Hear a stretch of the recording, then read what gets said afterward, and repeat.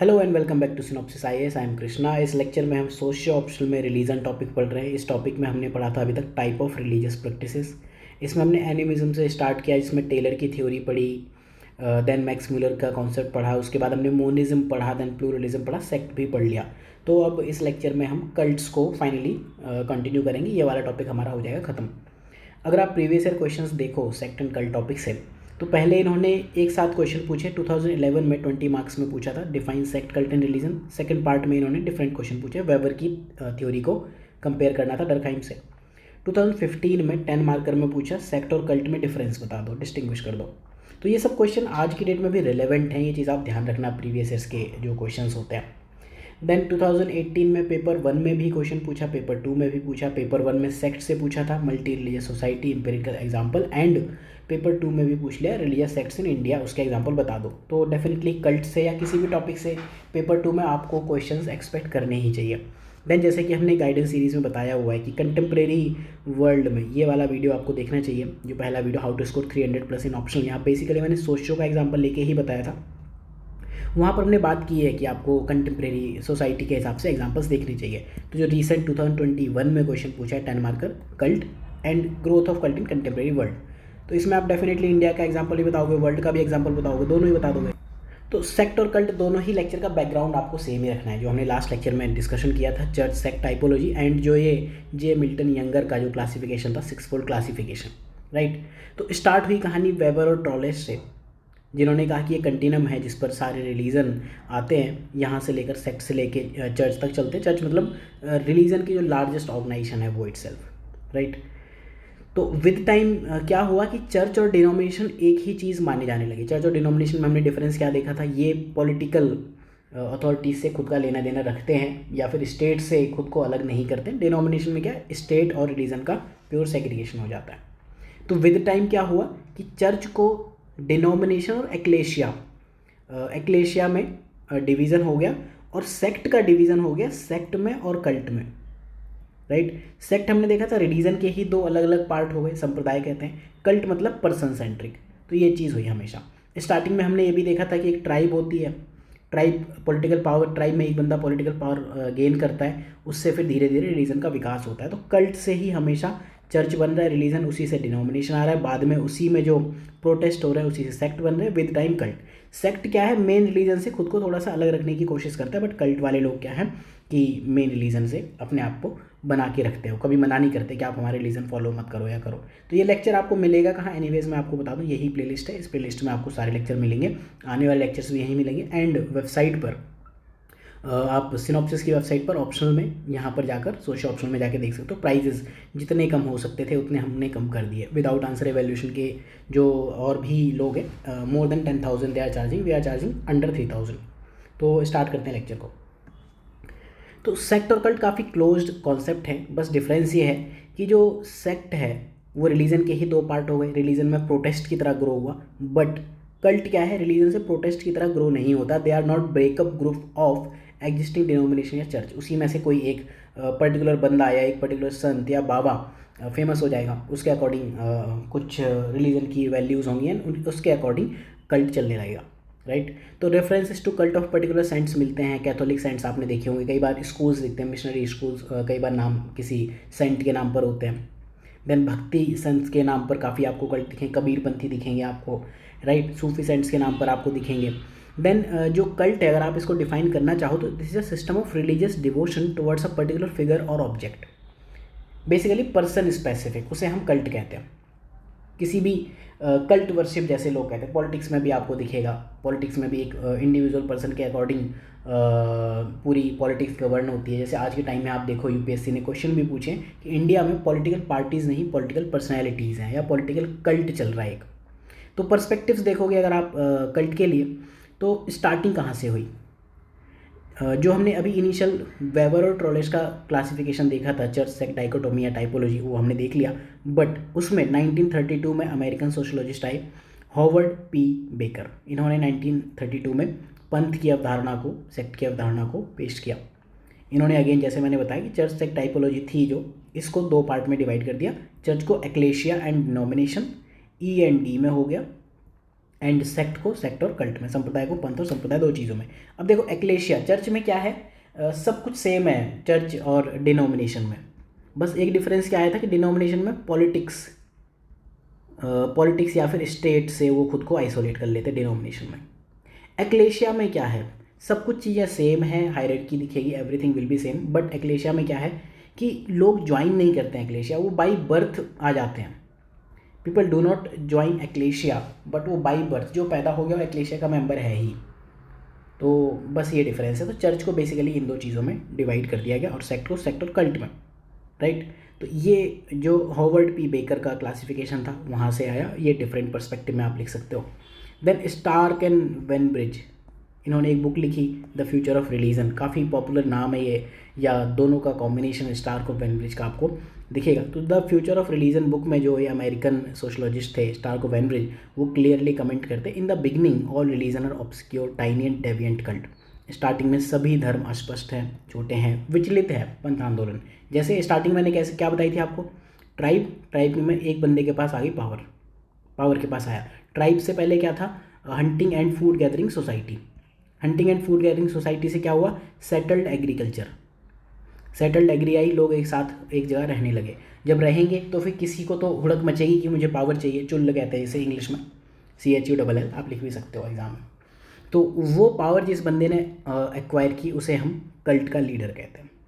तो cult basically आप देखो मैक्स वेबर ने क्या कहा, it is based on charismatic leadership.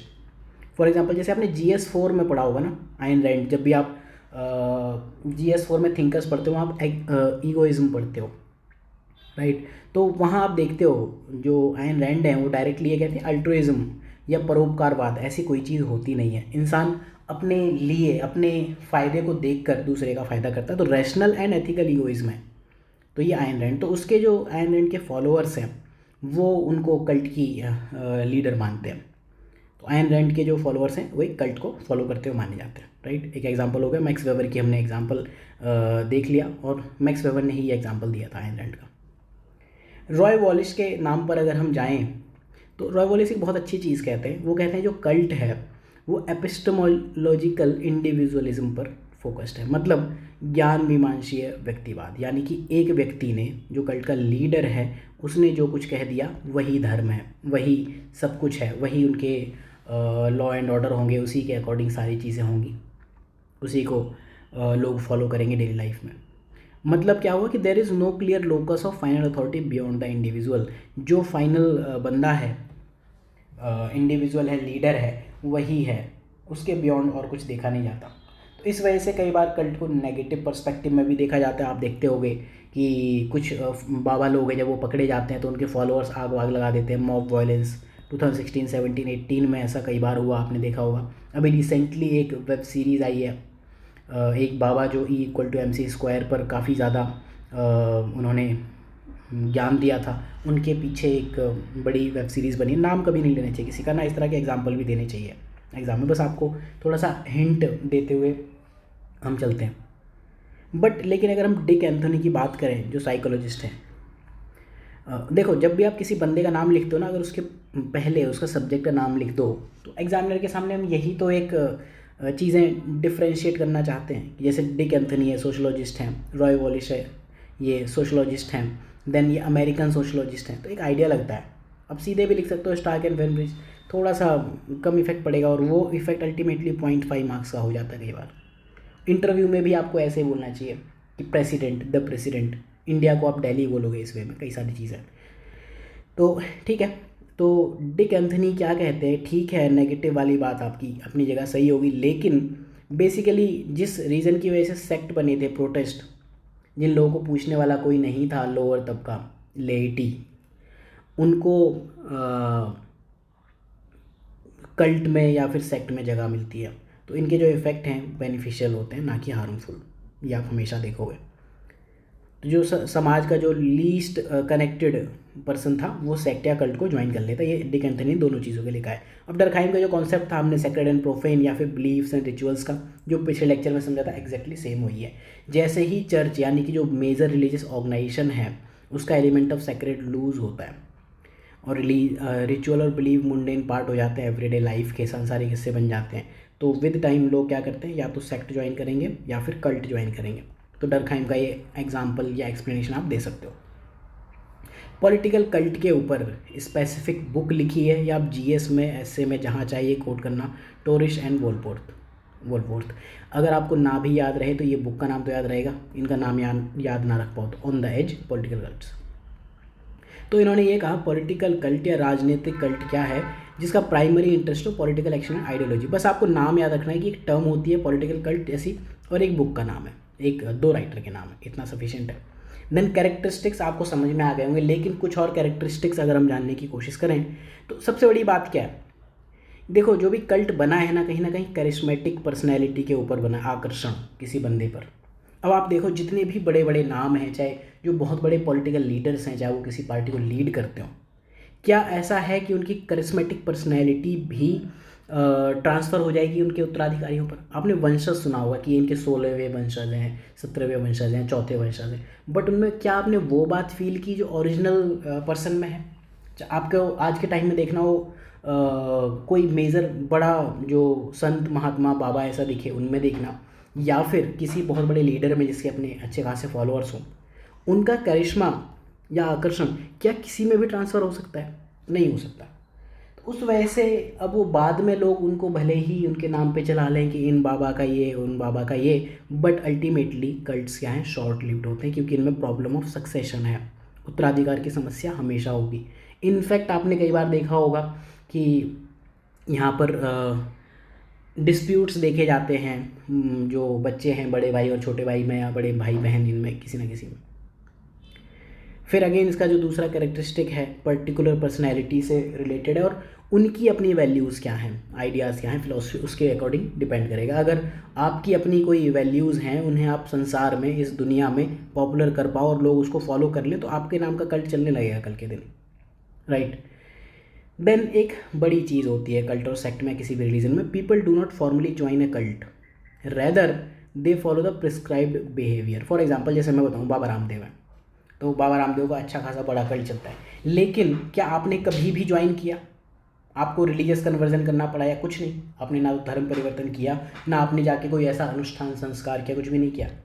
आपने बस उनकी टीवी में देखा कि इस वाले चैनल पर ये आ रहे हैं, योगा सिखा रहे हैं बाबा जी, तो आपने बस ये आप बैठे हो, अपने पेट को फुलाना और पिचकाना थोड़ा सा सीख लिया। ये आपका पेट है, आपके आँख है, ठीक। तो आपने बाबा रामदेव का कल्ट धीरे धीरे ज्वाइन कर लिया, तो आप मोटे थे, पतले हुए, तो आपने क्या किया, prescribed way of behaviour follow करना शुरू कर दिया, आपने कल्ट ज्वाइन नहीं किया था। इसी वे में आप रिलेट करने की कोशिश करो, आपकी फैमिली में कोई कभी किसी संत महात्मा को फॉलो करते हैं, उनकी पूजा करते हैं, आते हैं कहीं तो उनसे मिलने जाते हैं, दर्शन करने जाते हैं, बट वो कभी भी ऐसी कोई सेरेमनी नहीं करते जिसमें वो डिक्लेयर करें अपने फेथ को कि हम आज से इस कल्ट को मानने वाला, ऐसा नहीं है। इसी वजह से जो कल्ट के मेंबर हैं, अदर रिलीजियस कनेक्शन, जो बाकी धार्मिक संबंध हैं, वो बनाए रखने के लिए फ्री हैं, रख सकते हैं। तो इस वजह से क्या है, cult most loosely knit and transient है। इतना ज़्यादा लूज रिलीजियस ऑर्गेनाइजेशन कोई है ही नहीं। आप एक कल्ट को फॉलो करते हो, फॉर एग्जांपल हिंदुइज्म में कोई 4 लोग फेमस हैं, इस्लाम में कोई 4-8 लोग फेमस हैं, तो आप इनको फॉलो करने लगो या इनको फॉलो करने लगो। हिंदू बाबा सूफिज़्म को भी फॉलो कर सकते हैं, इस्लाम के लोग कई बार आपको देखोगे कि हिंदू संट्स को भी फॉलो करते हैं, लेकिन वो अपने रिलीजन से अलग नहीं हो रहे हैं, प्रोटेस्ट नहीं है, सेक्ट की तरह प्रोटेस्ट एलिमेंट नहीं है, बेसिकली बताना मैं ये चाह रहा हूँ। कल्ट क्या है, बेसिकली आप देखोगे न्यू रिलीजियस मूवमेंट है, एनआरएम आप इसको कहोगे शॉर्ट में, न्यू रिलीजियस मूवमेंट, जिनके प्रैक्टिसेस और बिलीफ्स थोड़े से एबनॉर्मल हैं, बस अलग तरह से वो वेशभूषा बना लेंगे, अलग तरह से डांस वांस करते हुए दिखेंगे, सारी चीज़ें। तो अब कल्ट को लेकर, कल्ट और सेक्ट से बेसिकली होता क्या है कि मेन स्ट्रीम रिलीजन उस पर इफ़ेक्ट आता है, तो वहाँ जब इश्यूज़ आएंगे तो फिर anti sect movement and anti cult movement आने लगे। उन्हें लोगों ने कहा ये सेक्युलर मूवमेंट है, ACM कहा जाता था 1970s में। बेसिकली 2 चीज़ों पर ये मूवमेंट बेस्ड थे। पहला तो ये कहते थे कि ब्रेन वॉशिंग टेक्निक्स हैं, ठीक है, ब्रेन वॉशिंग टेक्निक्स हैं वो यूज़ करते थे, जिसकी वजह से लोगों की लॉयल्टी बनी रहे। लोग आराम से तो किसी की आइडियोलॉजी ज्वाइन नहीं करेंगे ना, जब उनको बताया जाएगा देखो इनकी आइडियोलॉजी में ये अच्छा है, ये बुरा है, ये बहुत ही अच्छा है। ब्रेन वॉशिंग, राइट, जैसे ग्रीन वॉशिंग हुआ, ब्लू वॉशिंग, उस तरह से ब्रेन वॉशिंग, ब्रेन वॉश आप अच्छे से समझते होंगे। साथ में 1-2 चीज़ें और हैं, इन मूवमेंट जो एंटी कल्ट मूवमेंट है, उन्होंने कहा कि कल्ट में ब्रेन वॉश कैसे किया जाता है। कल्ट में लोग कहते हैं कि आप हमारा कल्ट ज्वाइन कर लो और आपकी लाइफ ड्रास्टिकली चेंज हो जाएगी और आपकी अपनी फ्री विल पर। लेकिन जो ACM वाले लोग थे, एंटी कल्ट मूवमेंट, उन्होंने कहा कि ऐसा कुछ भी नहीं है, बिल्कुल भी वो अपनी लाइफ ऐसे चेंज नहीं कर पाए। तो इन 2 रीज़न की वजह से आप देखोगे एंटी सेक्ट या एंटी कल्ट मूवमेंट ये बढ़े और उनकी ग्रोथ हुई 1970s में। लेकिन आज के टाइम में सब नॉर्मल है। इवेल्युएशन वही हम रखेंगे जो सेक्ट का रखा था, वही कल्ट का, वही रिलीजन में आप हर चीज़ का रख सकते। क्यों? चाहे वो चर्च हो, डिनोमिनेशन, सेक्ट, कल्ट, एक्लेशिया, ये सारी चीज़ें क्या हैं, कहीं ना कहीं क्रिश्चियन ट्रेडिशन, ईसाई परंपराओं को प्रतिबिंबित करते हैं। इस वजह से इनको कॉशन के साथ, सावधानी के साथ लागू किया जाना चाहिए। 2 लाइन का इवैल्यूएशन बहुत है। तो 8B हमारा कंप्लीट हो गया। नेक्स्ट लेक्चर में हम कंटिन्यू करेंगे रिलीजन इन मॉडर्न सोसाइटी। मज़ा आने वाला है आपको इन लेक्चर्स में। Religion, science, secularisation, revivalism, fundamentalism, बहुत ही बढ़िया मज़ेदार टॉपिक है, आपको मज़ा आ जाएगा सोशियो और एंथ्रो में जब आप ये टॉपिक्स पढ़ते हो। So thank you for watching. आप इस कोर्स को ज़रूर ज्वाइन कीजिएगा, काफ़ी सारे बेनिफिट्स हैं। एंड फ्री लेक्चर्स अगर आप नहीं भी ज्वाइन करना चाहो तो फ्री लेक्चर्स यहाँ पर आपको अवेलेबल हैं। सारे लेक्चर्स आपको सोचो के यहीं अवेलेबल रहेंगे। सो मिलते हैं अगले लेक्चर में, तब तक के लिए ध्यान रखिए, पढ़ते रहिए।